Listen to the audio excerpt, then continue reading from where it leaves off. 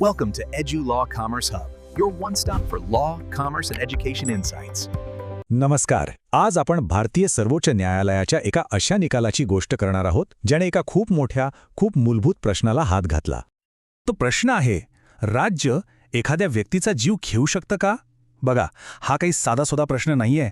या प्रश्नाने जगभरातल्या कायदेपंडितांना आणि विचारवंतांना कित्येक शतकं विचार करायला लावलंय. आणि याच प्रश्नाचं उत्तर शोधण्याचा प्रयत्न झाला एका महत्त्वाच्या खटल्यात. हो, 1980 साली बच्चन सिंग विरुद्ध पंजाब राज्य या खटल्यामुळे हा जो काही तात्विक फिलॉसॉफिकल प्रश्न होता तो थेट कोर्टातल्या कायदेशीर लढाईचा विषय बनला. आणि या निकालाने फक्त एका व्यक्तीचं भवितव्य नाही ठरवलं, तर आपल्या संपूर्ण देशासाठी मृत्यूदंडाच्या कायद्याची दिशाच बदलून टाकली.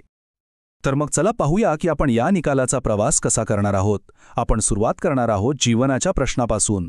मग बघू घटनात्मक आव्हान काय होतं, शिक्षेवरची मोठी चर्चा समजून घेऊ, मग येतो तो प्रसिद्ध अतिशय दुर्मिळातील दुर्मिळ सिद्धांत, आणि शेवटी न्यायमूर्ती भगवती यांचं वेगळं मत काय होतं यावरही नजर टाकू.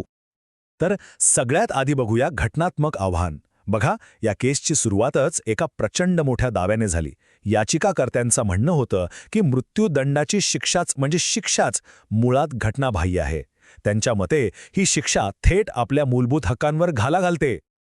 त्यांनी मुख्यत्वे 3 कलमांवर बोट ठेवलं. पहिलं कलम 14 म्हणजे समानतेचा हक्क, कारण ही शिक्षा मनमानीपणे लावली जाते असं त्यांचं म्हणणं होतं.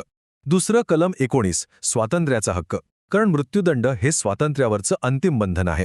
आणि सगळ्यात महत्त्वाचं कलम 21 जीवन आणि वैयक्तिक स्वातंत्र्याचा हक्क. त्यांचा दावा होता की ही प्रक्रियाच न्याय्य नाहीये. आता या कायदेशीर मुद्द्यांमुळे ना चर्चा एका वेगळ्याच पातळीवर गेली. आता प्रश्न फक्त कायद्याचा राहिला नाही, तर शिक्षेचा मूळ उद्देश काय असावा यावर 2 अगदी टोकाच्या विचारसरणींमध्ये एक वैचारिक संघर्ष सुरू झाला. यातला पहिला मुद्दा होता प्रतिबंधाचा, म्हणजे मृत्यूदंडामुळे गुन्हेगारी खरंच कमी होते का? बहुमताचं मत होतं की हो, होते. त्यांच्या मते मृत्यूदंडाची भीती अधोविश्वातल्या गुन्हेगारांना वचक बसवते आणि भयंकर गुन्हे रोखते. पण या उलट असहमती दर्शवणाऱ्यांचं मत होतं की असं काही नाहीये, मृत्यूदंडामुळे गुन्हे कमी होतात याचा कुठलाही ठोस पुरावा नाही. त्यांच्या मते शिक्षेची तीव्रता नाही, तर गुन्हा केल्यावर आपण पकडले जाऊ आणि शिक्षा होणारच ही खात्री गुन्हेगारी रोखते. मग चर्चा आली नैतिकतेवर. बहुमताचं मत असं होतं की समाजात बदल्याची एक नैसर्गिक भावना असते आणि तिला कायद्याच्या चौकटीत वाट करून देणं गरजेचं आहे, नाहीतर लोक कायदा हातात घेतील. पण याच्या एकदम विरुद्ध दुसऱ्या बाजूचं म्हणणं होतं की बदला घेणं हे एका आदिम म्हणजे जुन्या समाजाचं लक्षण आहे. एका सुसंस्कृत सिव्हिलाइज्ड समाजाने गुन्हेगाराला सुधारण्यावर भर दिला पाहिजे, कारण त्यांच्या शब्दात सांगायचं तर प्रत्येक माणसाच्या हृदयात एक खजिना दडलेला असतो. बहुमताच्या मताने सर जेम्स फिट्झजेम्स स्टीफन यांचे एक वाक्य उद्धृत केलं जे खूप काही सांगून जातं. ते म्हणाले, लैंगिक भुकेसाठी विवाहाचं जे नातं आहे तेच नातं फौजदारी कायद्याचं सूडाच्या भावनेशी आहे. म्हणजे बघा, जसं लग्न लैंगिक भावनांना एक सामाजिक चौकट देतं, तसंच कायदा सूडाच्या भावनेला एक कायदेशीर मार्ग देतो. आणि ह्याच्या अगदी विरुद्ध असहमती दर्शवणाऱ्या न्यायाधीशांनी विन्स्टन चर्चिल यांचं वाक्य वापरलं. ते म्हणाले होते की गुन्हे आणि गुन्हेगारांच्या बाबतीत समाजाची मनस्थिती कशी आहे ही कोणत्याही देशाच्या सभ्यतेची सर्वात मोठी कसोटी आहे. म्हणजे देशाची महानता सूड घेण्यात नाही, तर गुन्हेगारांशी माणुसकीने वागण्यात आहे, हा त्यांचा युक्तिवाद होता. आता या 2 अगदी भिन्न विचारांमध्ये न्यायालय सापडलं होतं. आणि मग यातूनच एक ऐतिहासिक तोडगा काढण्यात आला, एक नवीन कायदेशीर मानक तयार करण्यात आलं. आणि हाच तो प्रसिद्ध अतिशय दुर्मिळातील दुर्मिळ किंवा रेअरेस्ट ऑफ द रेअर सिद्धांत. न्यायालयाने निर्णय दिला की मृत्यूदंड घटनात्मक आहे, पण त्यावर एक मोठी अट घातली.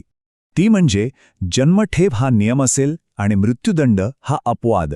आणि तो अपवाद फक्त आणि फक्त अशा अतिशय दुर्मिळातील दुर्मिळ केसमध्येच वापरला जाईल जिथे दुसरा कुठलाच पर्याय शिल्लक नसेल. पण मग प्रश्न येतो की हे दुर्मिळातील दुर्मिळ प्रकरण म्हणजे नेमकं काय? तर न्यायालयानं काही गोष्टी सांगितल्या ज्या मृत्यूदंडासाठी कारणीभूत ठरू शकतात. जसं की खूप आधीपासून नियोजन करून अत्यंत क्रूरपणे केलेला खून, किंवा ज्यात कमालीची नीचता असेल, किंवा मग कर्तव्य बजावणाऱ्या पोलीस किंवा लष्करी अधिकाराचा खून.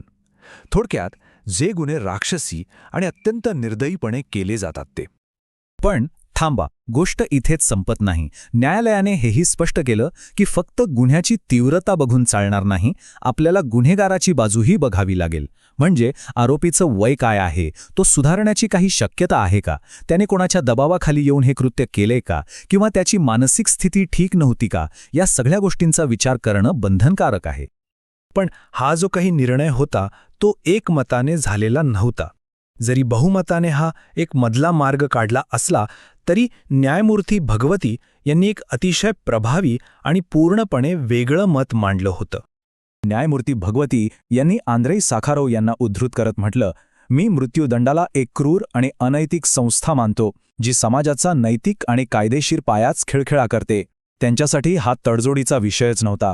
त्यांचं मत अगदी स्पष्ट होतं. आणि त्यांनी आपल्या या विरोधामागे 4 ठोस कारणं दिली. पहिलं, अपरिवर्तनीयता, म्हणजे ही शिक्षा एकदा दिली की परत फिरवता येत नाही आणि आपली न्यायव्यवस्था तोंडी पुराव्यांवर चालते, त्यामुळे एखाद्या निर्दोष व्यक्तीला फाशी देण्याचा धोका खूप मोठा आहे. दुसरं, मनमानीपणा, म्हणजे कुठल्या केसमध्ये फाशी द्यायची याचे स्पष्ट नियम नसल्याने हे न्यायाधीशांच्या वैयक्तिक विचारांवर अवलंबून राहतं. ही एक प्रकारची लॉटरी आहे. तिसरं, ही शिक्षा क्रूर आणि अमानुष आहे. फाशीची वाट बघण्यात जो मानसिक त्रास होतो तोच एक क्रूर शिक्षा आहे. आणि चौथं कारण म्हणजे वर्गीय पक्षपात. त्यांच्या मते ही शिक्षा बहुतेक वेळा गरीब आणि समाजातील दुर्बळ घटकांनाच दिली जाते. आणि याच मुद्द्याला अधोरेखित करण्यासाठी त्यांनी वॉर्डन डफी यांचं एक वाक्य वापरलं, जे खूपच प्रभावी आहे. ते म्हणाले होते की मृत्यूदंड हा गरिबांचा विशेषाधिकार आहे, म्हणजे ही शिक्षा गरिबांसाठीच राखीव असल्यासारखी आहे. ह्या एका वाक्याने त्यांनी या कायदेशीर वादाला थेट सामाजिक न्यायाच्या मुद्द्याशी जोडलं. आणि बच्चन सिंग निकालाचा हाच वारसा आहे. तो आपल्याला एका मूलभूत प्रश्नावर विचार करायला भाग पाडतो. तो प्रश्न आहे, न्यायाच्या शोधात निघाल्यावर शिक्षा आणि सूड यांच्यातली ती बारीक रेषा नेमकी कुठे ओढायची? या प्रश्नाचं उत्तर तेव्हाही सोपं नव्हतं आणि आजही तितकंच अवघड आहे.